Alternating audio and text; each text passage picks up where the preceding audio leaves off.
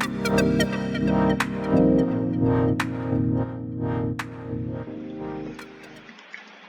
Friends, ఈరోజు నేను నిఫ్టీలో 2 ట్రేడ్స్ తీసుకున్నా. ప్రాఫిట్ వచ్చేసి 5000 బుక్ చేసిన. ఒకసారి రిఫ్రెష్ చేసి చూపిస్తాను మీకు. ఆర్డర్ బుక్ ఈ పొజిషన్లో ఒకటి ఫస్ట్ ట్రేడ్ అనేది ఆప్షన్ సెల్లింగ్ చేసిన, అందుకే ఒక 1 లాట్ తీసుకున్నా. 1000 లాస్ తోటి ఎగ్జిట్ అయిపోయినా. నెక్స్ట్ ట్రేడ్ వచ్చేసి ఆప్షన్ బయింగ్ చేసిన, 3 లాట్స్ తీసుకున్నా. ఇందులో 6000 తీసుకుంటే ఓవరాల్గా మనకి 5000 ప్రాఫిట్ వచ్చేసింది.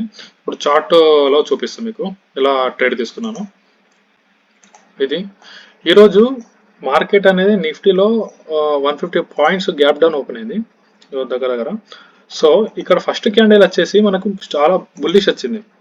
ఒక నియర్ 74 పాయింట్స్ బుల్లిష్ వచ్చేసరికి ఈరోజు బుల్లిష్ ఉంటుంది, రీసెంట్ క్లోజింగ్ కాడ టెస్ట్ చేస్తుంది అనుకున్నా.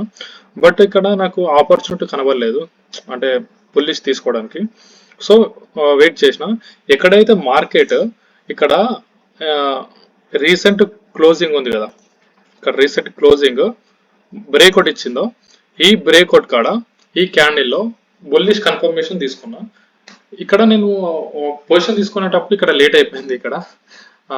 సో నేను ఎందుకు బుల్లిష్ తీసుకున్నాను అంటే, రీసెంట్ హై ఉంది కదా ఈ స్వింగ్, ఈ హైలో మార్కెట్ పక్క టెస్టింగ్ వస్తుంది. అండ్ ఇంకోటి ఏంటంటే ట్రెండ్ లైన్ ఉంది ఒకటి చూడండి, ఇది చాలా డేస్ నుంచి ఉంది. ఈ ట్రెండ్ లైన్ టెస్టింగ్ కోసమైనా బుల్లిష్ రావాల్సింది అని చెప్పేసి నేను ఇక్కడ అరౌండ్ 945కి ఒక బుల్లిష్ ట్రేడ్ తీసుకున్నా విత్ ఆప్షన్ సెల్లింగ్ 1 లాట్. ఇక్కడ స్టాప్ లాస్ వచ్చేసి 20 పాయింట్స్ పెట్టినా, టార్గెట్ వచ్చేసి 40 పాయింట్స్ పెట్టినా. కాబట్టి ఇక్కడ నా స్టాప్ లాస్ హిట్ అయిపోయింది. సో మార్కెట్ ఇక్కడ సస్టైన్ కాలేకపోయింది కదా బుల్లిష్. సో నేను బియరిష్ ఉంటుంది అని చెప్పేసి మళ్ళీ ఒక ఎక్స్పెక్టేషన్ అనుకున్నా. సో ఎప్పుడైతే మార్కెట్ రీసెంట్ లో ఒక సపోర్ట్ జోన్గా క్రియేట్ అవుతుందో, అప్పుడు బ్రేక్అవుట్ ఇచ్చిందో మార్కెట్, ఇక్కడ చూడండి, ఇక్కడ బ్రేక్అవుట్ ఇచ్చి మరొక రీట్రేస్మెంట్ తీసుకుందాం. ఇక్కడ నేను బీరేష్ తీసుకున్నా. ఇక్కడ బీరేష్లో నేను నిఫ్టీలో ఒక 3 లాట్స్ అంటే 225 షేర్స్ తీసుకున్నా.